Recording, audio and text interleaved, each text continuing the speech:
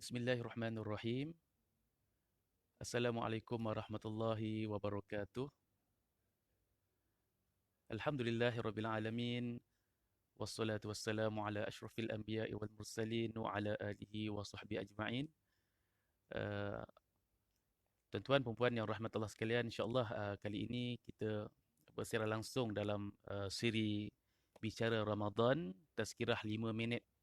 Insya-Allah sebelum kita menunggu waktu berbuka puasa ni, sama-sama kita berkongsi berkenaan dengan peringatan-peringatan tentang Ramadan terutamanya, insya-Allah. Baik, kali ini saya ingin berkongsi dengan tuan-tuan sebuah tajuk yang diamanahkan kepada saya oleh pihak penganjur, iaitulah tajuknya Ramadan mengembalikan manusia kepada fitrah. Ramadan mengembalikan manusia kepada fitrah. Biasa tajuk ni kita dengar dekat-dekat dengan Syawal, dengan raya kan. Tapi kali ni kita bicara tajuk fitrah ini di tengah-tengah ataupun di awal Ramadan. Sebab apa tuan-tuan? Sebab saya kira mungkin penganjur nak ceritakan kepada kita bahawa kepentingan untuk kita memahami maksud fitrah. Sebelum kita beraya nanti dalam keadaan kita merayakan kembali semula kepada kejadian asal, kita nak tahu juga sebenarnya apakah yang dimaksudkan dengan fitrah. Okey, baik tuan-tuan, sebelum kita pergi jauh, fitrah ni kalau kita lihat dia berasal daripada perkataan Arab yang berasal daripada fatara. Jadilah ada fitrah yang bermaksud membuka ataupun menguak. Ataupun kalau di segi istilahnya kita boleh faham sebagai asal usul kejadian, ataupun mungkin dimaksudkan juga dengan kembali kepada asal kejadian ataupun fitrah yang bersih dan suci.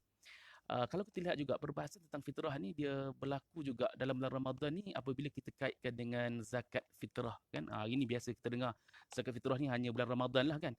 Dia bermula ketika masuknya bulan Ramadan sehinggalah sebelum kita solat hari raya nanti kan. Bila sebut tentang zakat fitrah ni tuan-tuan dan puan, dia ada kaitan dengan zakat yang perlu dikeluarkan oleh setiap muslim yang semua sekalian muslim, sama ada dia ni lelaki, perempuan, tua, muda dan sebagainya. Dan disebut juga selain zakat fitrah disebut juga sebagai zakat badan, zakat puasa, zakat Ramadan dan zakat fitrah itu sendirilah. Dan kita juga akan kaitkan fitrah ni dengan Aidil Fitri. Aidil Fitri. Bila kita sebut Aidil Fitri maknanya perayaan yang kita berasa syukur dalam keadaan kita sudah berjaya kembali semula dalam keadaan fitrah selepas kita berjaya menyempurnakan sebulan Ramadan dengan mengikut segala yang Allah perintahkan, menjaga pantang larang dan sebagainya. Itu berkenaan dengan definisi fitrah lah. Sebenarnya bila sebut tentang fitrah juga, dia ada satu kaitan dengan satu ayat Quran.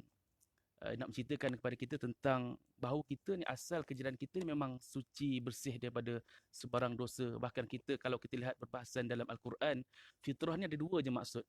Ataupun kita boleh katakan secara kesimpulan dua je maksud fitrah dalam Al-Quran. Yang pertamanya, fitrah tu merujuk kepada maksud beragama ataupun bertuhan.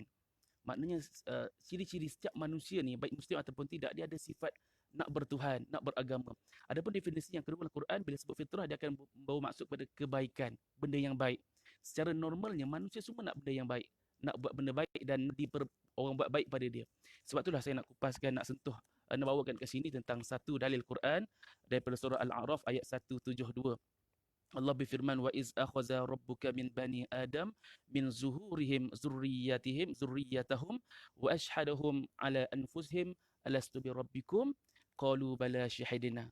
Allah berfirman ini bermaksud dan ingatlah ketika Tuhanmu mengeluarkan keturunan anak-anak Adam dan sulbi mereka dan Allah mengambil kesaksian terhadap mereka dengan mengatakan alastu bi rabbikum, benarkah ataupun bukankah aku ni Tuhan kamu?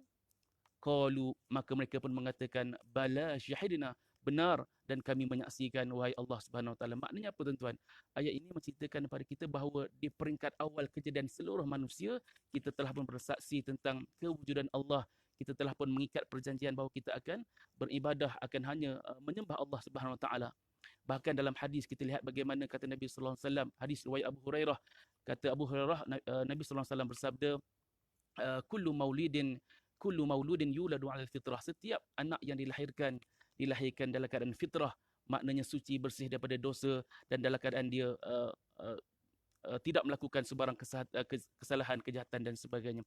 Sebab itulah tuan-tuan, Ramadan kali ini kita cuba imbau kembali, kita cuba faham bahawa apa yang kita buat sekarang ni sepatutnya kita teruskan selepas Ramadan. barulah kita katakan sebagai kita dapat merayakan Aidilfitri itu. Kalau bulan Ramadan kita perasan kita melakukan ibadat siang dan malam, kalau siangnya kita berpuasa, kalau malamnya kita lakukan amalan-amalan sunat, kita lakukan solat tarawih, kita bertadarus Al-Quran, kemudian kita banyakkan sedekah. Tuan-tuan, sebenarnya semua yang kita lakukan dalam bulan Ramadan ini merupakan fitrah manusia yang sepatutnya kita semua lakukan. Bahkan kalau kita tinjau kembali sejarah puasa itu sendiri, tuan-tuan, sebenarnya Ramadan yang kita puasa kali ini dia lanjutan daripada puasa-puasa yang telah dilakukan oleh umat-umat Nabi yang terdahulu. Bahkan direkodkan dalam kitab tafsir Ibnu Katsir bahawa Nabi Adam AS sebagai manusia yang pertama pun pernah melakukan puasa untuk sebagai salah satu tanda bersyukur kepada Allah, salah satu tanda untuk memohon keampunan daripada Allah dan sebagainya. Bahkan diteruskan oleh Nabi-Nabi yang seterusnya. Nak dikatakan bahawa itulah fitrah manusia, menahan diri daripada lapar dan minum dan daripada perkara-perkara yang maksiat yang dilakukan, untuk akhirnya sebagai orang kata madrasah untuk dia melakukan kebaikan tadi di 11 bulan yang berikutnya. Itu sebab itulah dikatakan sebagai Ramadan sebagai bulan mengembalikan manusia kepada fitrah. Sebab tu kalau orang sebut kalau tak puasa tak boleh raya tu, kalau kita faham dari sudut konteks yang begini, mungkin betul juga. Kalau kita masih lagi kantoi dalam bulan Ramadan, kita tak berpuasa, kita tak solat dan sebagainya, maka kita boleh katakan dia ni masih lagi belum mencapai status darjat orang yang sudah capai kepada tahap fitrah ataupun kebaikan yang azali.